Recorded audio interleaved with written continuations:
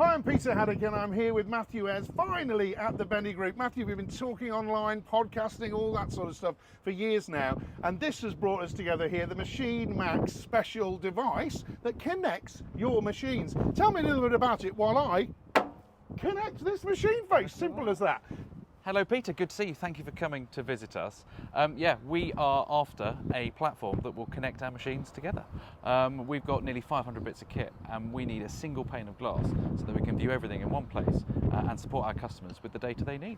Right, we've got some more things to do. Right, now Matthew, the thing about it is we've gone from cat to Bomac. We have. Connected. Absolutely. And now I'm going to disconnect it, obviously, and move to the next one. But this is it. You've got an OEM mixed fleet, haven't you? Absolutely, That's really yeah. important. We've got a John Deere over there, we've got a Bomac here, we've got Cat here, we've got Volvo behind us.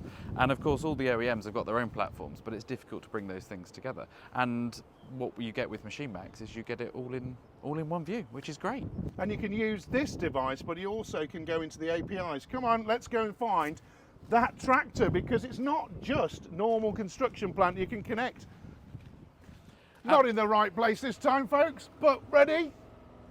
It's connected. And now it's disconnected. But this is the whole point. It's a fleet, not just of equipment for construction, is it? You've also got tractors here, and we're going to go and see some other equipment in a minute. Absolutely. We've got this John Deere is obviously a bit older, just like the Bomac, and they don't come connected. Of course, some of the Cat fleet and our Volvo fleet is newer, and that does. But when you need to retrofit something, and again, we're a hire business, you need something really quick and easy and simple. With the magnets like that, wouldn't quite advise we put them there, but as long as they're near the engine somewhere secure and safe, the magnets are very strong, then that works really well. And you just sync it up, our IT team support our operations team, and you're away. But there's more, folks, that needs connecting from the Bennie fleet. Let's go and have a look.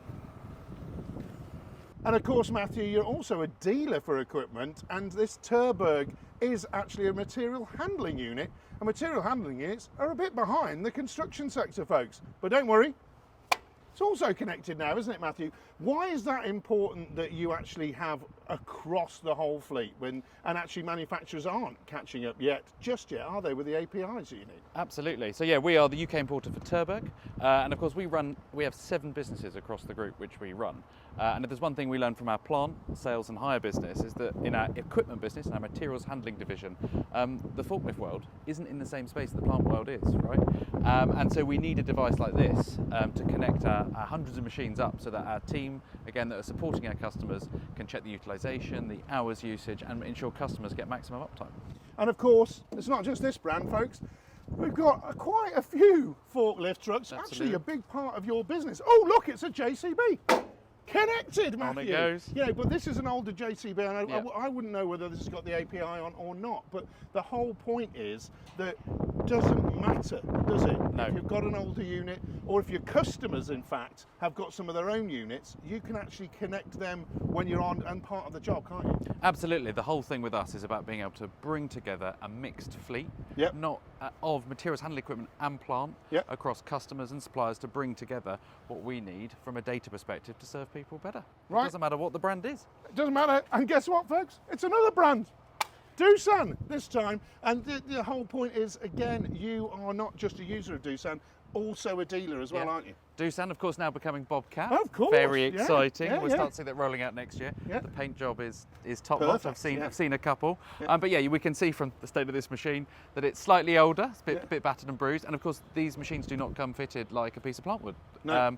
And this is a really easy and simple way to integrate and get data utilization from this machine back to the office to support.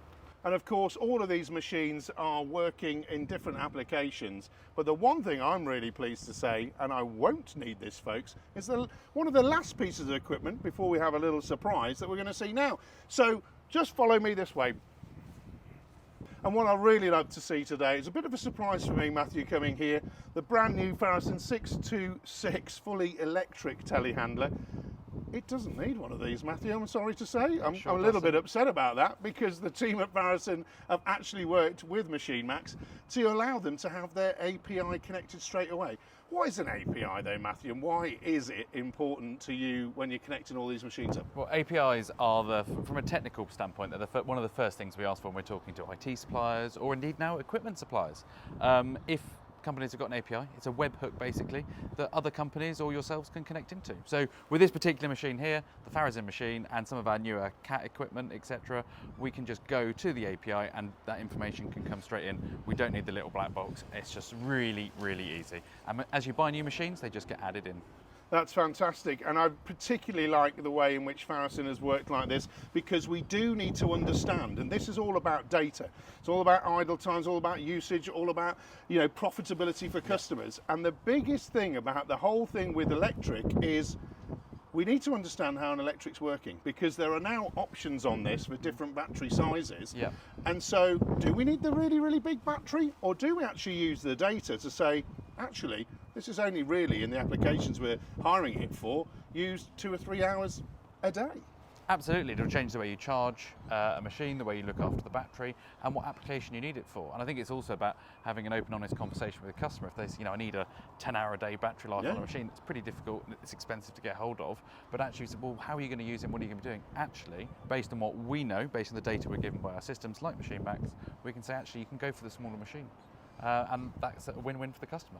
Yes, because it's cheaper to rent, and you know, you're not having to invest a lot more. Actually, the machine is then a bit lighter because they haven't got as much of a large battery on it. So we really can see how battery power can make a difference. But also, we need to be a little bit more sustainable in this world. We can reduce idle time with this, we can understand fuel usage, but also it allows us to connect the older and the very, very not so popular machines, which we're going to see right now.